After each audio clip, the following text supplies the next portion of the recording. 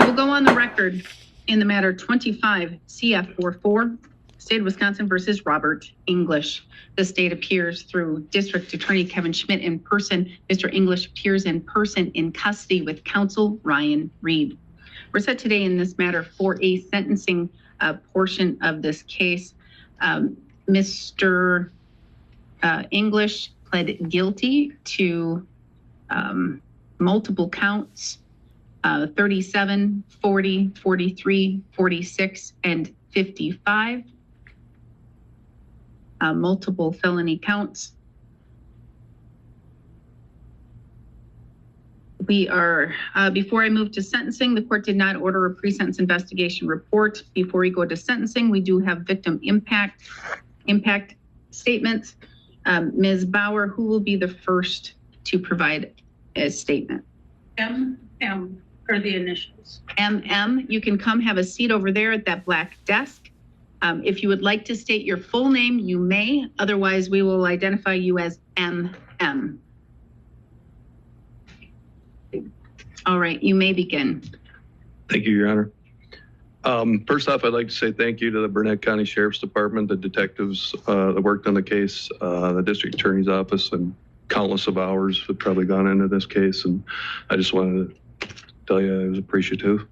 Your Honor, to be direct, I don't believe that the amount of time that's being offered is fitting for the crime.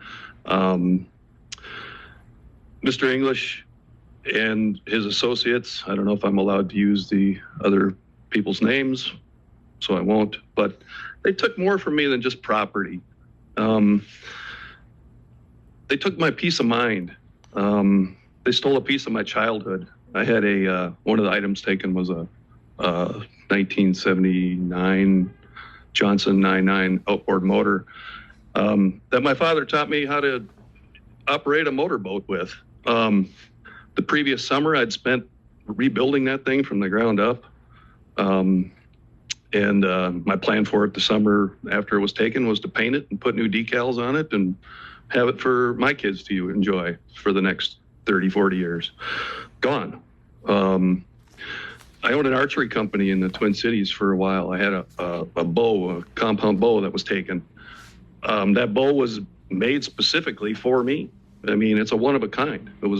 I can't replace it. This is the third time that I've been a victim of theft in Burnett County. And frankly, I'm tired of it. It's got to stop. These people who are doing these thefts need to serve some serious time. And I don't feel that what's been offered is enough. I don't know what enough is, but I don't feel like 2 years is enough. He should be removed from society for a while longer than just 2 years. He's proven that he can't follow the laws that we all should live by. And frankly, it's annoying. It's tiring. I've been a victim twice in the home that we owned here.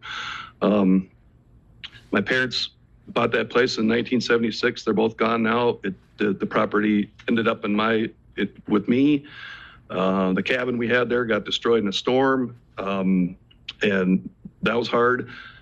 But I flipped the script, and I was building a new house the year that Mr. English and the Acterlings came in and took basically everything that I had been stockpiling there. So I had less to move when I came up in the spring. The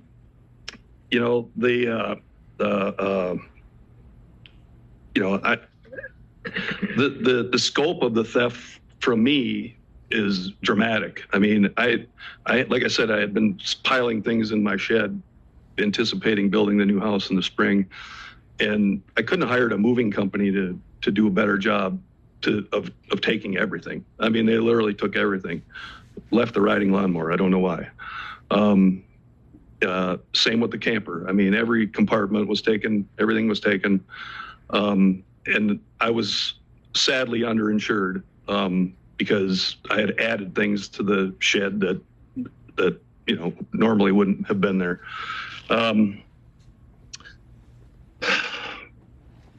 It's just disheartening to know that these people, are so desperate that they have to break into someone's home and steal the items that they've worked hard their whole life to acquire.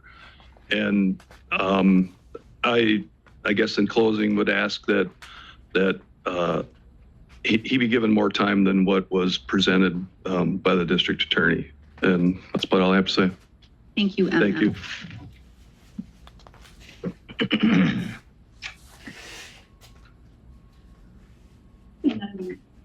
Initials PA. PA. Have a seat. And then if you wish to state your full name, you may. If not, we will identify you as PA. Thank you, Your Honor. Thank you for your time and for allowing me to have a voice here today. I'd like to first state to the court that as a Christian, I wish the defendant well and hope that this be but a low point in his life and that things continue only to improve for him from this point forward. My wife and I bought the cabin in 2020, looking for a place for safety in the face of the riots, and as for a place that we could build happy family memories as my 4 kids grew up and started to move on. And we found that. We would spend weekends there as a family, kayaking, grilling, playing board games, disconnected from the electronics that drive us apart as family members day in and day out during daily living. We found a sense of peace at the cabin so profound that it never even occurred to me that I would need security cameras and gates at this place. However, I showed up one weekend and found the front door to my cabin smashed in, as well as the front door to my garage, and everything of value inside had been taken. Since then, we've spent thousands of dollars on security upgrades to the cabin and the property, internet subscription, which we didn't have before because we went there to disconnect, all in an effort to try and regain that sense of tranquility that we used to enjoy when we went there. But the reality is it will never be the same. It couldn't be. We used to go there to disconnect, and for all the happy memories we built there as a family in the past and all the memories we'll build there in the future, there's always going to be this black spot in the history of our cabin.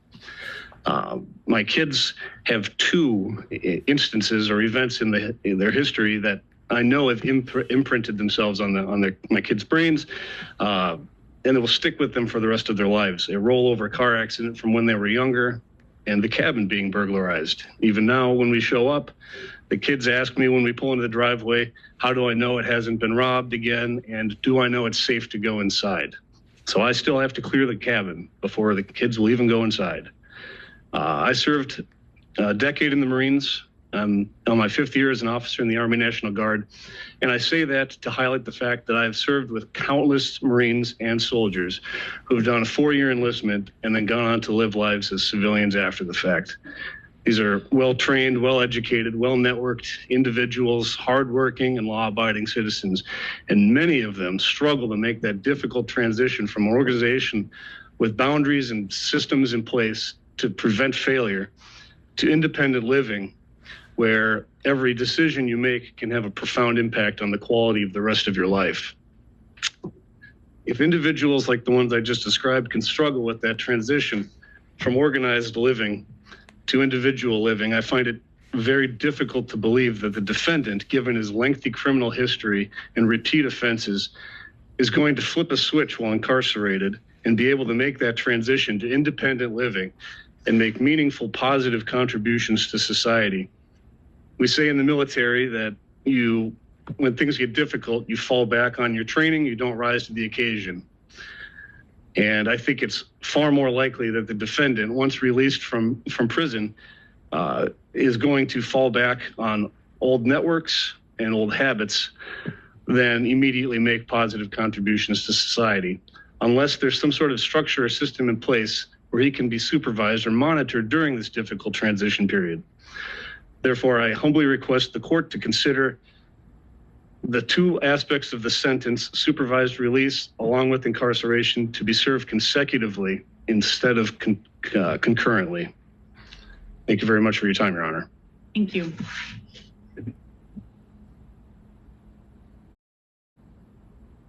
And that's all, Ms. Bauer? Yes. All right. Mr. Schmidt, argument and sentencing recommendation. Thank you, Judge. As the court recalls, this is a joint recommendation of 3 years initial confinement in the Wisconsin state prison system, which will be followed by 3 years extended supervision, which would be by the Department of Corrections. They come one after another, and that the agreement will be that in the 5 burglaries, they will be concurrent to each other, but they'll be consecutive to Burnett County 23 CF 99. So the total sentence, the court follows it today, would be structured with 5 years initial confinement in actual prison, followed by 5 years extended supervision. Going a little more detail on that, because I think there's some confusion from the victims about how all that works and what that recommendation is. The court knows Robert English pretty well, and the reason why we don't have a PSI is we just did a sentencing after revocation back in October. The court already had a rev packet that went over his history. The court knows that Robert English is a 40-year-old man who had no criminal history until about 7 years ago. In 2018, Mr. English's history started. To recap that again, in 2018 in Washington, in Minnesota, he got a gross misdemeanor drug possession, which is Wisconsin's equivalent of a misdemeanor. 2018, another Washington drug possession. 2020 in Anoka County, another drug possession. 2021, Chisago County, obstructing police. 2022, Pine County, giving police a false name. 2022, Burnett County, disorderly conduct. 2023, Sherburne County, felony drug possession. That was one of his first felonies, the other being the 2023 Burnett County, receiving stolen property. The reason I bring that up is because what this reflects is that Robert English is a person who developed a drug problem that grew into a lying to police problem that grew into a thievery problem over the course of the past 7 years. The fact that it happened in middle age shows that he is capable of being law-abiding as he was prior to 2018. If the court had, a magic wand and it could make things a certain way, it could just turn back the clock to 2018 and we'd have a law-abiding citizen. I don't know what changed in his life that made that different. I point that out to point out that this is not a person who's been doing crimes since he was a child or a young adult like we frequently do with the severe recidivists. It's also a person where you can trace the clear line from substance abuse to what he's doing now, the thievery. Probation is not appropriate in this case because this offense happened while the offender was absconding from probation on the receiving stolen property from the Burnett County 23 case. It would depreciate the seriousness of the offense to place him on probation again. This is a case with 5 burglaries, numerous victims, more than 5 victims because some of these residences were owned by multiple people or by a trust that's connected to multiple people. And the court's heard some impact of this and has some idea of the impact from this from the restitution hearing. I'm glad that MM talked about something that is never really appreciated in the restitution requests, which is the sentimental value to some items. They can never be replaced. That's something that really strikes to why burglary needs to be treated very seriously. When someone's been in your home and you come in and you see that things have been moved or they've been taken, or even if you're just aware of it. I know myself, somebody's been into my home before and they didn't take anything, but it really distressed my wife in a great deal. That sort of loss of security and privacy and sense can be very impactful on people. It has a strong psychological effect that really goes to the heart of why this offense needs more punishment, why it has a high gravity towards it, and the seriousness of it. The federal system has long considered burglary a crime of violence, and the reason why the federals have and why the Wisconsin state legislature recently categorized it with the last constitutional amendment is because burglary of a home is going into a place that's not yours. You don't know who's coming and going. You don't know when they're coming and going. And being in the home, the place of last refuge, it has the highest chance of causing a violent confrontation that could cause harm either to the residents or to the person doing the burglary. It's a crime that isn't just of theft, isn't just a property crime of taking from people. It's also a crime of risk. That's why its penalty is higher than theft. It takes into account that risk element to it. With that said, that's why we know that this has to be a prison case, even though, yes, Mr. English has 8 prior convictions. The court's heard the vast majority of those convictions. All crimes are serious, but when we're grading offenses, simple drug possession is generally not considered a very serious offense. Lying to police is more serious, but none of those really compare to what happened in 23 with the receiving stolen property, and now with the 24 into 25, these burglaries. That is why we know it cannot be a jail sentence. It cannot be less than a year. It needs to be a prison sentence for those reasons. To that end, I have to talk as well about what Mr. English was on supervision for from the 2023 case. So just to briefly summarize that case, that was a case where the police went to where he was, saw that he had stolen property there. He had the key on his person. He was at his mother's house and said that he didn't take it. He said that Kenneth Ochterling took it. Kenneth Ochterling had been wondering about burglarizing around the area. This offense involves Mr. English working with Stephanie Ochterling, who is Kenneth Ochterling's sister. Numerous items of their property was found where Robert and Stephanie reside. Stephanie's DNA was at 3 of the crime scenes, and Kenneth Ochterling had some connection to as well. So he didn't change the place. All these burglaries occurred around the same place within a short distance of Robert English's mother's place where he lives. People, he's associating with the same people, Stephanie Ochterling, Kenneth Ochterling, and doing the same behaviors, really an escalated form of behavior. This is associated with what the court frequently calls in its sentencing hearings and what the law calls a pattern of undesirable behavior. It's actually worse than that in this situation, since before what was receiving stolen property from Kenneth Ochterling now is burglaries with Stephanie Ochterling and Kenneth Ochterling associated in some other manner. That shows worse than a pattern of undesirable behavior. It shows escalation on a previous pattern. Aside from that sentencing the court did in October, I don't believe he's ever actually been to prison before. I think the closest he's gotten is his only felony in Minnesota. They did a weird sentence where they gave him 1 year and a day, but said it only counts as 1 year for the actual time. They tried to manipulate their own Minnesota system to not send him to prison, as far as I can tell. And that brings me finally to the last thing I wanted to address in this. One of the victims talked about he's been the victim of theft 3 times in our county. 2 of the times has been in his home. I think the court knows something I've been referring to in past burglary cases in our county, and that if you look at CCAP statistics, the rate of burglary in our county is much higher than the rate of burglary in Wisconsin as a whole. It's a problem in our county because of the rural nature, because many of the occupants leave for a long period of time, and because of the impoverishment that exists in our county.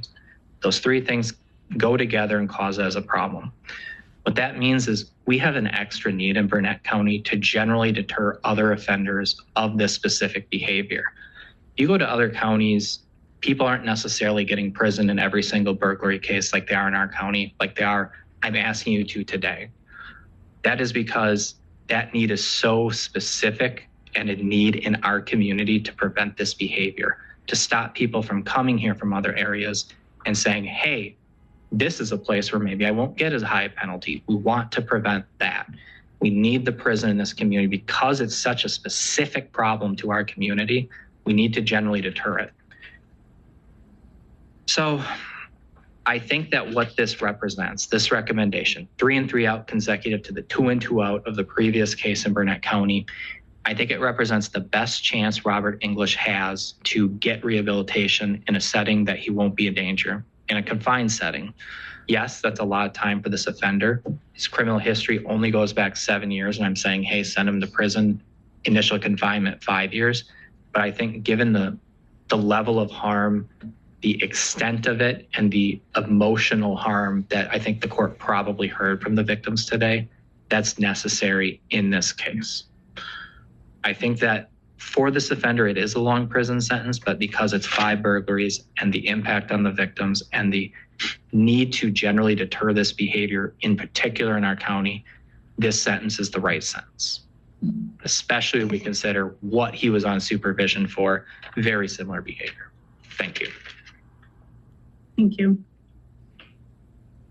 Mr. Reed?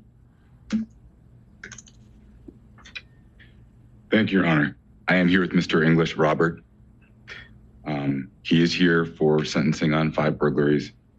He's here taking accountability, and he's here also to try to make things better for the victims of these cases.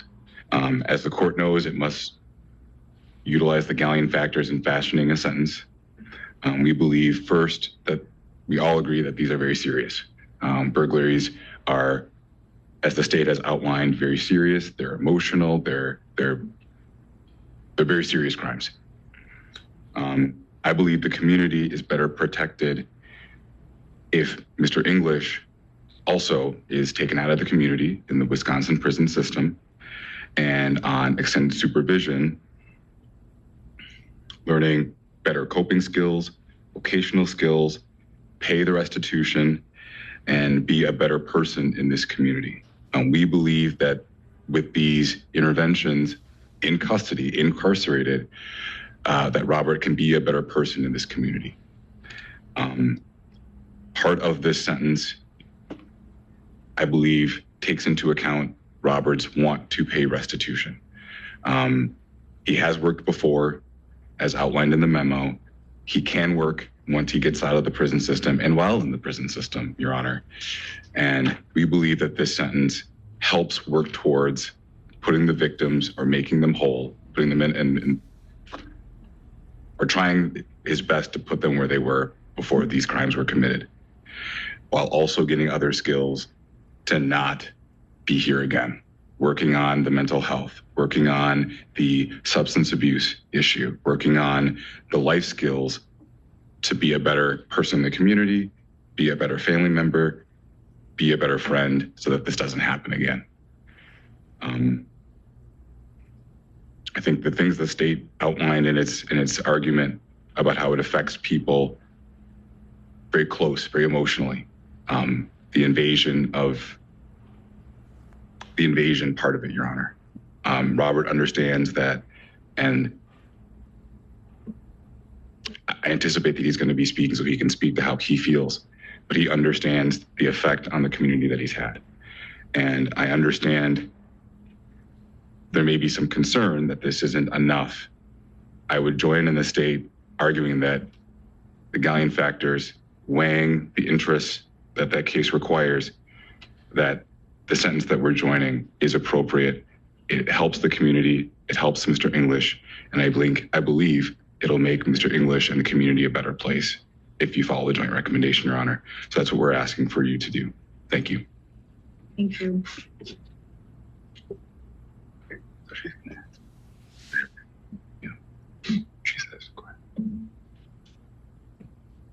All right, Mr. English, I'm going to give you an opportunity right now to make a statement if you wish. You can tell me anything about this case, about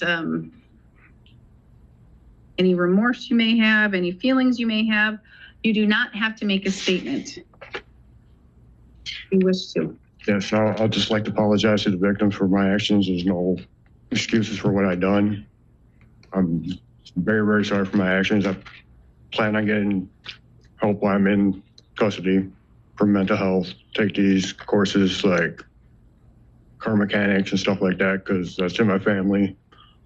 Plan on doing that so when I get out, I can make them whole, or try to best I can. I'd just like to apologize for my actions again. I'm very sorry, guys. Thank you. I'm very, very sorry. Thank you.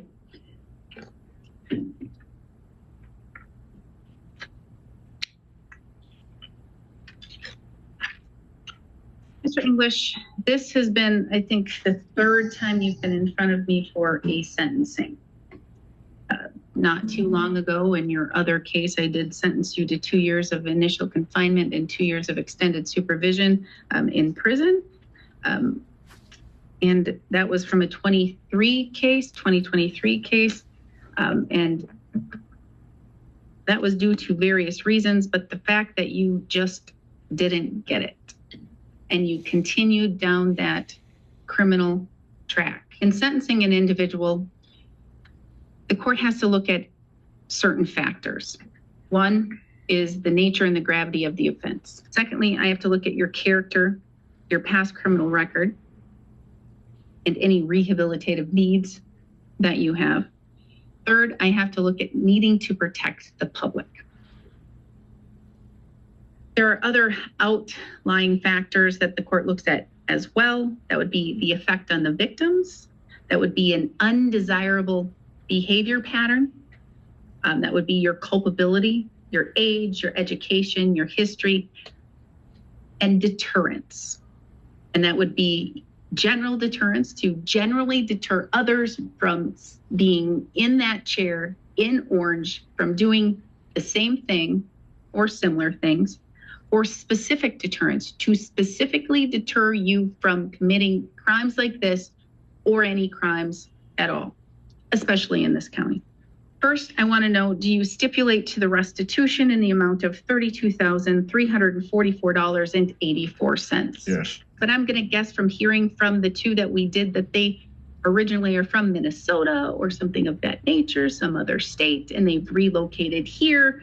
They've come to Burnett County for peace and solitude and all the beauty that they believed at the time when they bought their house and cabins and things existed.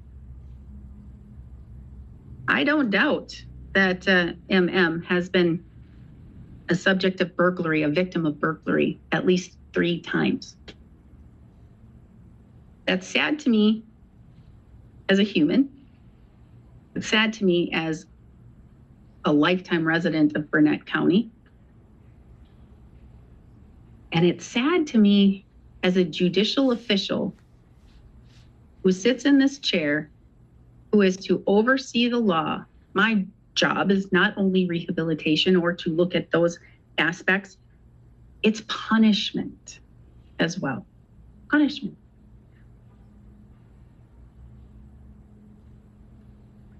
And Mr. Schmidt stated in his argument that Burnett County has been hit hard, and that's what people from other states that want to come here and enjoy our beautiful lakes and our wilderness and all of those things, they don't know, they don't understand, because it's so beautiful and their ears are closed, but their eyes are open to what they see, and they don't understand what has occurred in this county. At least I know, at least in the 8.5 years I've been on this chair, and a lot further back in time.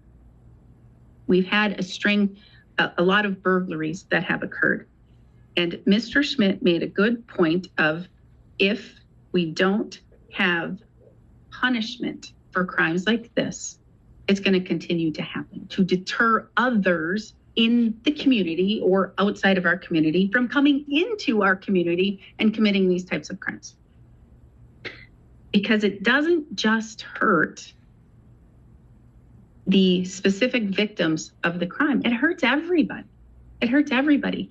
And I'm going to throw out there that this is a county where we rely heavily on tourism. We are one of the poorest counties in the state of Wisconsin, one of the poorest. Our county survives on tourism and from others who like to come here and spend their weekends and or their time off from work and enjoy our county. Now, if we have a county known as a very criminogenic county, if we are known for having violent crimes such as burglaries in our county, that will deter people from wanting to come here. That will significantly impact everybody in this county. I don't have a strong history with you and your convictions to know if you are able or want to have the steps and move with rehabilitation. I do have that 2023 case in which I did sentence you to prison because you didn't. August 7th, 2023 is when I sentenced you and placed you on probation, giving you that chance because, again, Things that I said at the last sentencing hearing, I was very lenient and open to you because you had expressed to me very vigorously that you wanted to change your ways. You have to do more than just modify or change your personal habits. You have to actively make an active effort to surround yourself with people who have positive influences, who can have a positive change on you so that you can align yourself to have better goals, to have a job, to not live in your truck, to be able to pay your bills, to be able to have a stable life. You apologize to the victims. They can accept it or not accept it, whether it's sincere or not sincere. I don't know. If it's true remorse, then this will have a significant impact on you and you will look seriously at changing your life. If it was said because you're just sorry because now you're in this position where you're going to go to prison for even longer of a period of time, and now you're looking at you're not the victim. I know I'm not.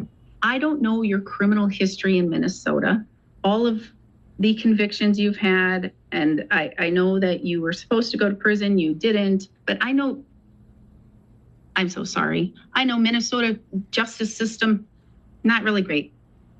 Not great.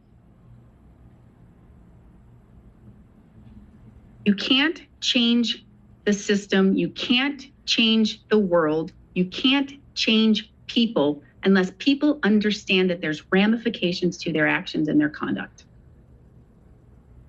It's not sentencing you to prison and then having you sit in prison for 86 days when you were sentenced to 2 years. That's not how it should work. The great thing about Wisconsin prison system is that it's truth in sentencing. I sentence you to 5 years, you sit 5 years unless I give you the permission and ability to engage in the early release programs. If I order confinement, it has to be at the minimum amount, which is consistent to protect the public, to look at the gravity of the offense, and to look at your rehabilitative needs. You did accept responsibility and you have pled guilty to 5 serious burglary offenses. And you did agree and stipulate to a joint agreement for 3 years of initial confinement and 3 years of extended supervision consecutive to that other prison sentence. That's positive on your side.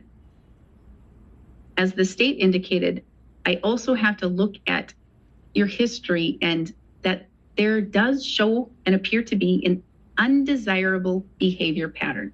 This is something that you've engaged in.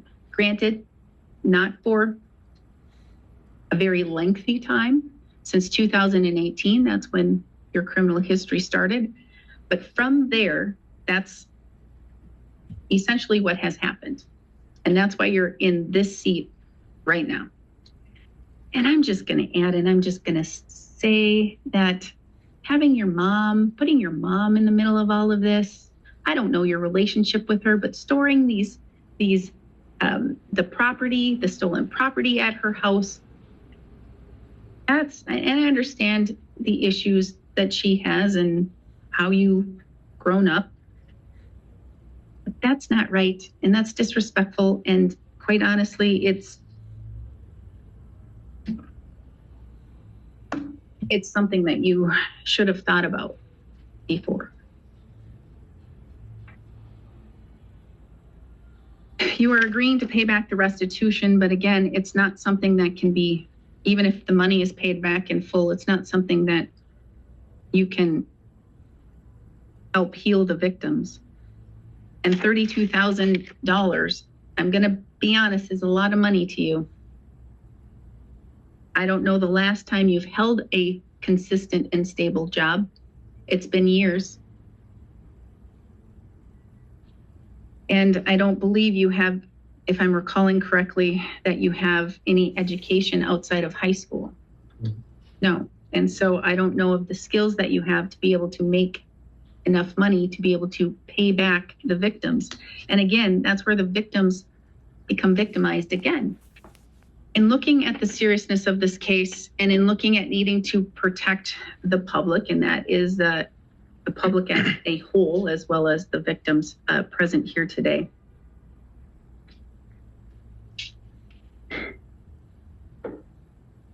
I do believe that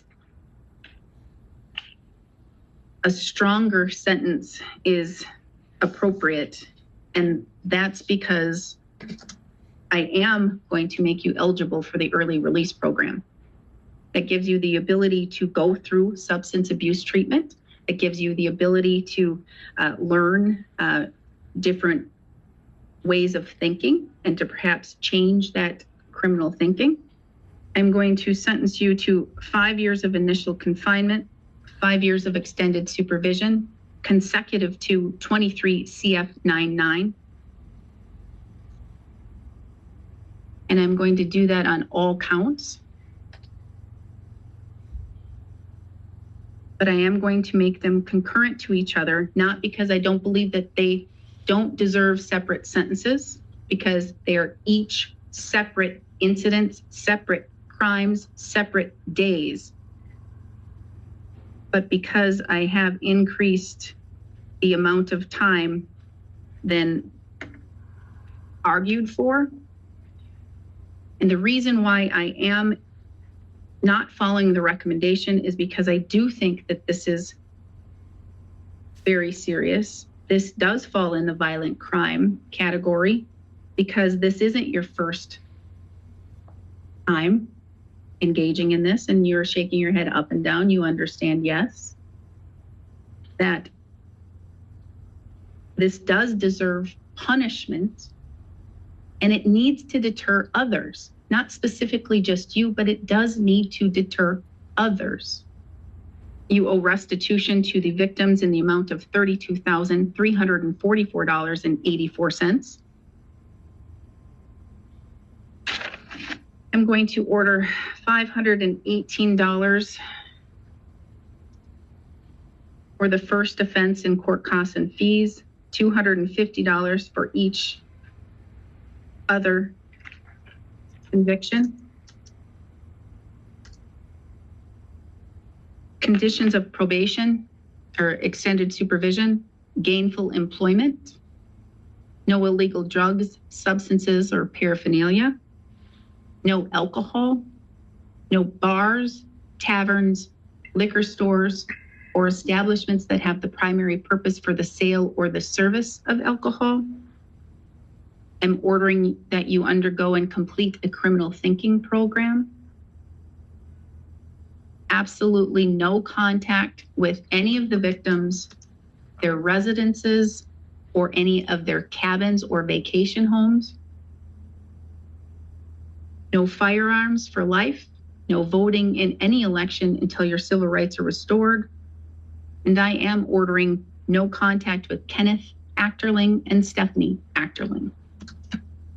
No contact with anyone who is on felony probation or felony supervision without your agent's approval.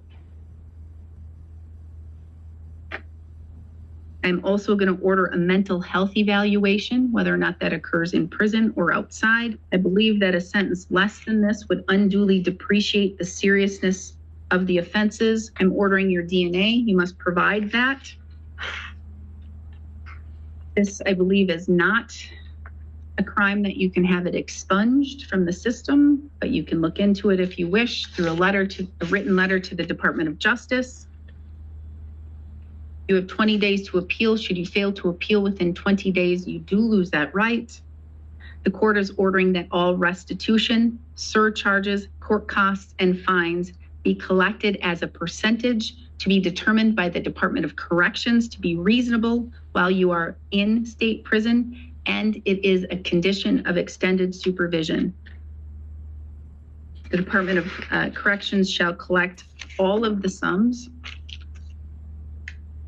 Once you are released from your prison incarceration and you are on extended supervision, you will have at minimum $250 a month in restitution.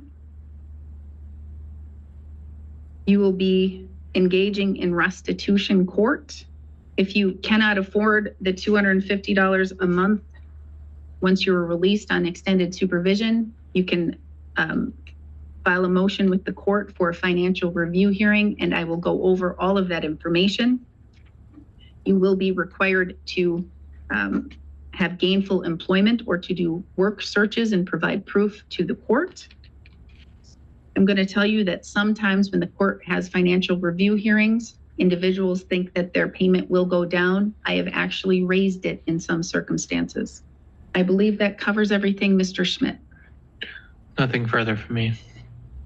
Jail credit, how much jail credit does he have? Oh, thank you, Your Honor. Due to the structure of the sentence, he doesn't have any. All right, what am I missing, Mr. Reed? Nothing, Your Honor, from the defense.